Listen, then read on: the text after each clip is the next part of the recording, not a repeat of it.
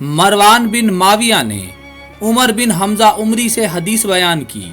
कहा, हमें अब्दुल रहमान बिन साद ने हदीस बयान की।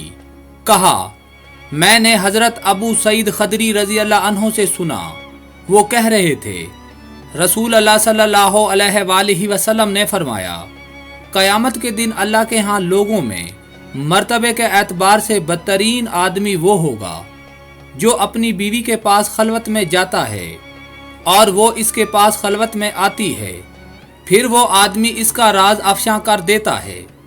हज़रत इब्ने अब्बास रज़ी अल्लाह अन्हो बयान करते हैं, रसूल अल्लाह सल्लल्लाहु अलैहि वसल्लम ने फरमाया, क्या मैं तुम्हें बेहतरीन शख्स के बारे में ना बताऊं? अल्लाह की राह में अपने घोड़े की लगाम थामने वाला शख्स। क्या मैं तुम्हें इसके करीब शख्स के बारे में ना बताऊं?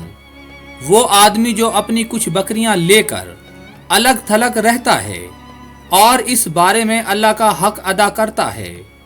क्या मैं तुम्हें बदतरीन शख्स के बारे में ना बताऊं?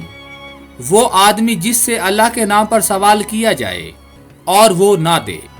एक शख्स ने रसूल अल्लाह सल्लल्लाहु अलैहि वसल्लम से अंदर आने की इजाज़त चाहिए तो आप सल्लल्लाहु अलैहि वसल्लम ने फरमाया कि इसे इजाज़त दे दो, फला कबीला का ये बुरा आदमी है।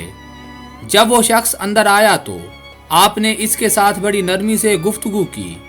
मैंने अर्ज़ किया, या रसूल अल्लाह, आपको इसके मुतालिक जो कुछ कहना था वो इरशाद फरमाया, और फिर इसके साथ नरम गुफ्तगू की।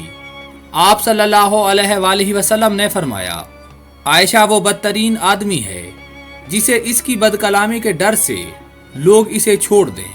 हजूर ने फरमाया, अल्लाह उस शख्स के चेहरे को तरोताज़ा रखे जिसने मेरे से कोई हदीस सुनी, फिर जैसे सुनी वैसे उसे आगे पहुंचा दिया।